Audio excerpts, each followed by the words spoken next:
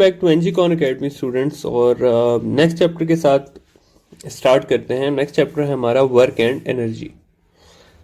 Work and energy में जो पहली चीज है वो है हमारे पास वर्क।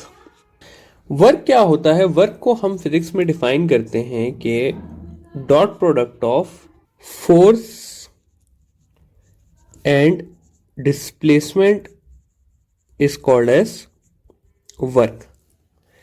मैथमेटिकली हम इसको इस तरह से लिखते हैं कि work is equal to F dot D, या इसको इस तरह भी लिखा जा सकता है कि F D cos of theta.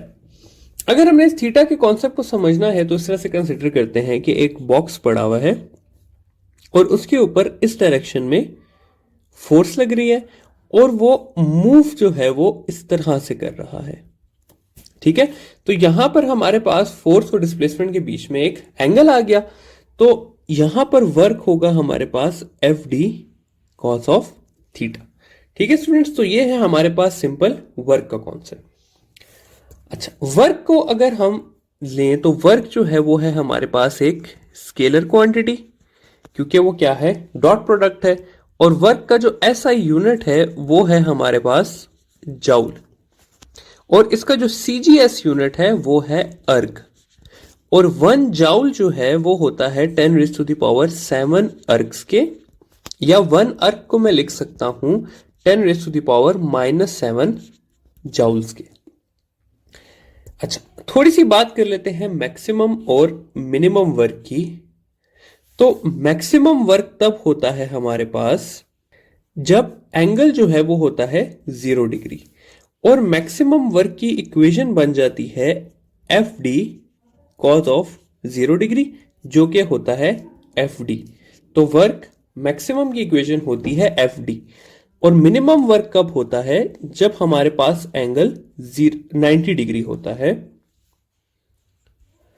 और इक्वेशन चेंज होके कुछ इस तरह से हो जाती है कि F D cos of 90 degree, जो कि बनता है 0।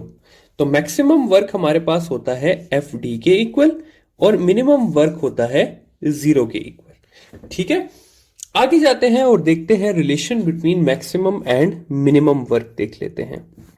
अच्छा जी, मैक्सिमम वर्क की इक्वेशन हमने देख ली कि इक्वल है एफ डी के, और वर्क की इक्वेशन है हमारे पास एफ डी कॉस थीटा के।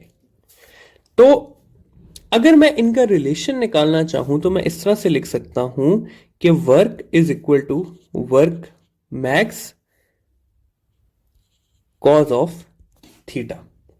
ठीक है, अच्छा, अब इस इक्वेशन से हम क्या क्या निकाल सकते हैं? इस इक्वेशन से स्टूडेंट्स हम निकाल सकते हैं कि 30 डिग्री पे, या चलें 0 डिग्री से शुरू करते हैं। तो 0 डिग्री पे मैक्सिमम वर्क और वर्क का रिलेशन क्या होगा? तो जब एंगल 0 डिग्री होगा तो वर्क और मैक्सिमम वर्क इक्वल हो जाएंगे। जब एंगल 30 डिग्री होगा तो क्या होगा कि work is equal to work max cos of 30। तो इसका आंसर हमारे पास आ जाएगा कि work will be 0.86 of maximum work, या इसको मैं ऐसे भी लिख सकता हूं कि 86% ऑफ मैक्सिमम वर्क। फिर 45 डिग्री की अगर बात की जाए तो 45 डिग्री पे जो वर्क है वो हो जाएगा 0.707 ऑफ मैक्सिमम वर्क, या इसको मैं ऐसे भी लिख सकता हूं कि work is equal to 70% of maximum work. फिर अगर बात की जाए 60 डिग्री की, तो 60 डिग्री पे कॉस हाफ के इक्वल हो जाता है। तो इसलिए मैं लिख सकता हूं कि work is equal to 0.5 of maximum work, या work is equal to 50% of maximum work. और फाइनली आ जाता है हमारे पास 90 डिग्री एंगल। तो 90 डिग्री पे होता है कॉस 0, तो कॉस क्या हो जाता है? 0 पे वर्क हमारे पास 90 डिग्री हो जाता है। ठीक है, तो ये है हमारे पास relation between work and maximum work at different angles. ठीक है, आगे जाते हैं और थोड़ी सी बात कर लेते हैं अब हम वर्क के अंदर पॉजिटिव, नेगेटिव एंड 0 वर्क की इन अ सेम सिनेरियो। ठीक है, तो पॉजिटिव, नेगेटिव या zero work in a same scenario. तो शुरू करते हैं जी वर्क से कि वर्क की अगर हम बात करें तो वर्क जो है वो हमारे पास पॉजिटिव भी हो सकता है, वर्क हमारे पास नेगेटिव भी हो सकता है और वर्क हमारे पास जीरो भी हो सकता है और एक ही सिनेरियो में भी ये सब पॉसिबल है। और ये चीज समझाने का मकसद क्या है आपको कि एमसीक्यूज एक ही दिया होता है लेकिन उसमें एक वर्ड की चेंज की वजह से क्या होता है, सारा का सारा एमसीक्यू डिफरेंट हो जाता है। आगे एग्जांपल दूंगा, समझाऊंगा। अच्छा, पॉजिटिव वर्क कब होता है? जब थीटा जो है वो हमारे पास 0 से ग्रेटर हो लेकिन 90 से जो है वो लेस हो।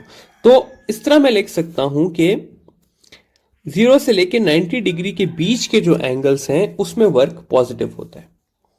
90 से लेके जो है वो 180 तक, 90.1 से लेकर 180 डिग्री तक जो है वो हमारे पास वर्क नेगेटिव होता है और जीरो वर्क होता है हमारे पास जब एंगल क्या हो, 90 डिग्री हो। ठीक है। अच्छा, अब इसको समझाने के लिए एक एग्जाम्पल लेके चलते हैं। एग्जाम्पल कुछ इस तरह से है। पहली एग्जाम्पल के एक गाड़ी है हमारे पास और उसका इंजन उस पे फोर्स लगा रहा है इस तरफ। तो ये मैंने लिख दिया Fe जो है वो है फोर्स ऑफ इंजन और गाड़ी मूव भी कर रही है इस तरफ, यानी कि उसकी डिस्प्लेसमेंट भी है इस तरफ। और मैं कहता हूं जी कि वर्क डन बाय इंजन जो है वो पॉजिटिव है या नेगेटिव है। दूसरा क्या केस है कि दूसरे केस में हमारे पास गाड़ी है, गाड़ी आगे की तरफ जा रही है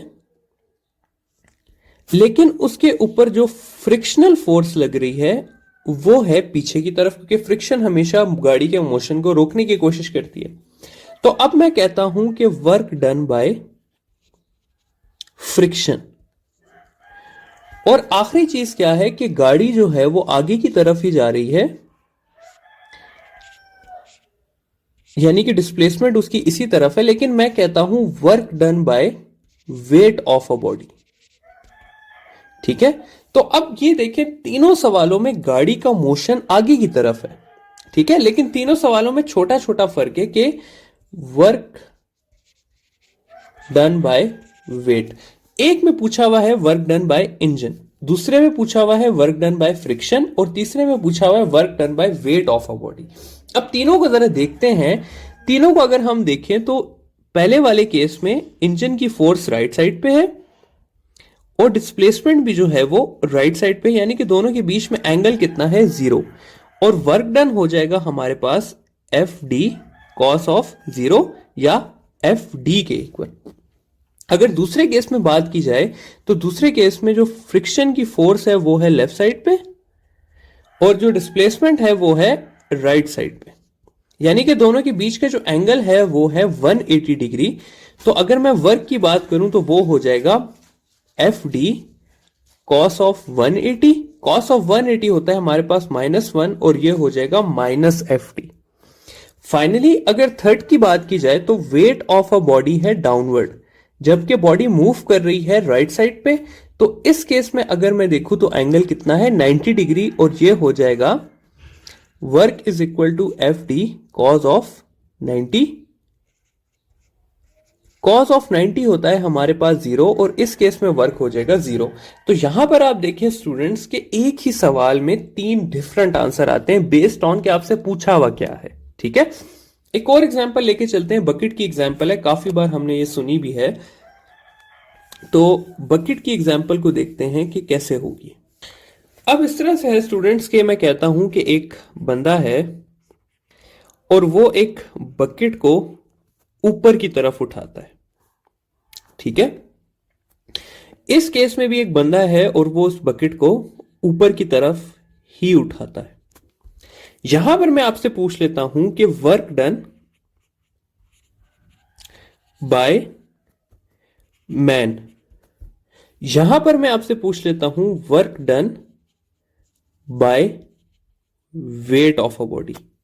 और थर्ड केस में क्या है कि मैं कहता हूं कि ये बंदा जो है, ये बंदा इसको आगे की तरफ लेके जा रहा है और यहां पे मैं आपसे पूछ लेता हूं वर्क डन बाय वेट या मैन, दोनों पूछ लेता हूं। अब अगर आप फर्स्ट केस में देखें तो इसमें जो डिस्प्लेसमेंट है वो है ऊपर की तरफ, और जो बंदा फोर्स अप्लाई कर रहा है वो भी है ऊपर की तरफ, यानी कि दोनों के बीच में एंगल कितना है, 0 डिग्री, और वर्क होगा मेरे पास प्लस एफ डी। अगर मैं इसकी बात करूं तो वेट ऑफ अ बॉडी जो है वो डाउनवर्ड है, जबकि हम इसे मूव किधर कर रहे हैं, अपवर्ड। तो दोनों के बीच में एंगल कितना होगा, 180 डिग्री होगा, और वर्क हो जाएगा मेरे पास माइनस एफ डी। जबकि अगर थर्ड केस में देखूं तो चाहे मैं फोर्स ले लूं या चाहे मैं वर्क ले लूं, डिस्प्लेसमेंट इन दोनों के क्या है, परपेंडिकुलर है, यानी कि थीटा जो है वो 90 डिग्री है, और जब थीटा 90 होगा तो वर्क डन होगा हमारे पास 0। ठीक है। फाइनली 0 वर्क की एक और एग्जांपल आप लोगों को मैं यहां पे करा दूं तो 0 वर्क की एक और एग्जांपल है ड्यूरिंग सर्कुलर मोशन।